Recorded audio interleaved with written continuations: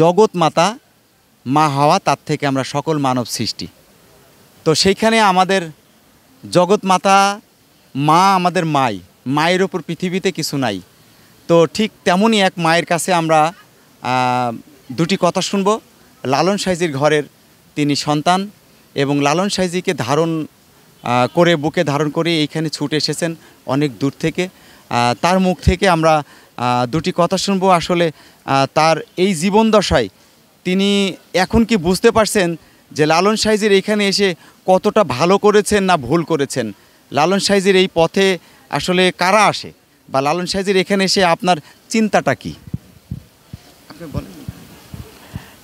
আমরা এই গুরুর ধামে আসিছি লালন সাইজি, আমরা সেনার চরমতলে আমরা স্থান পাব, বা আমরা সেখানে আসিছি তার কিছু কৃপার জন্যে, ভালোর জন্যে আমরা এখানে আসিছি, বা তাকে আমরা ভালোবাসি, মন প্রাণ দিই। আমাদের সে গুরু জগৎ মাতা, আমার কালাচান সাইজি, আমার লাহার সাইজি, আলিফ সাইজি, ওনারা আমার প্রতিগুরু আলিফ সাইজি, আর আমার লাহার সাইজি, আর বাবা উনি আমার গুরুদেব। তো আমরা ধরেন যে এই পথে আসিছি ভালোর জন্যেই। আমরা এই পথটা ভালো, এই পথ সবার চাই প্রযোজ্য, বা যারা মুসলমান হয়নি তারা ধরেন যে এখনও যতক্ষণ মুরিদ না হবে, আহলে বয়াত না গ্রহণ করবে, তারা কোনো দিন হবে না, তারা মুসলমান হতে পারবে না। মুসলমান হয় সবাই গড়ে যান, সবাই চলে যান গড়ে, কিন্তু আর তাছাড়া হবে না। তো হাসরের ময়দানের দিনে আমার নবী সাহেব কোনো দিন সে সাফায়াত করবে না। হয়েছে বাবা জয়।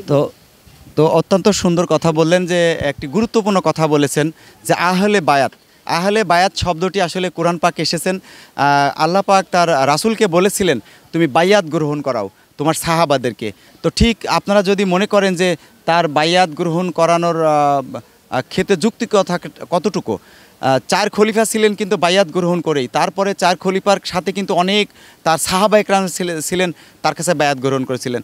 বায়াত সম্পর্কে আপনি কতটুকু জানেন যে বায়াত গ্রহণ করলে একটি মানুষের পরিশুদ্ধ হওয়া যায় নাকি পরিশুদ্ধ হওয়া যায় না, মানে পরিশুদ্ধ হয় না পরিশুদ্ধ হয় না, কোনটা আসলে বায়াত গ্রহণ করলে কি হয়?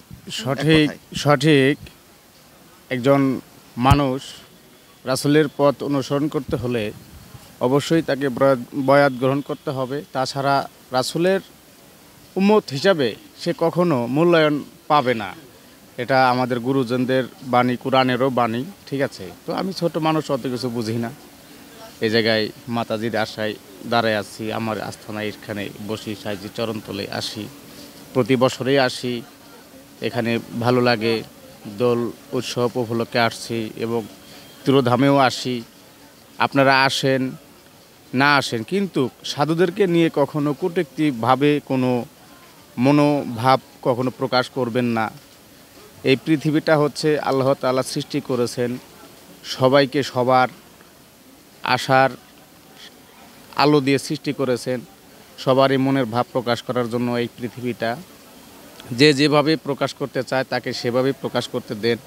আল্লাহ তাআলা হুকুম ছাড়া একটা গাছের পাতাও নড়ে না। তো ওই রকম সিস্টেম, যিনি পথভ্রষ্ট হয় তার মন বাঞ্ছার কারণে উনি পথভ্রষ্ট হয়, তাছাড়া পথভ্রষ্ট হওয়ার কোনো থাকে না। আর যিনি আল্লাহ এবং রাসূলের প্রেমে মশগুল হয়, তার অনুসরণ করে, আল্লাহ তাআলা থেকেই তার উপরে ওই রকম সুদৃষ্টি আসে।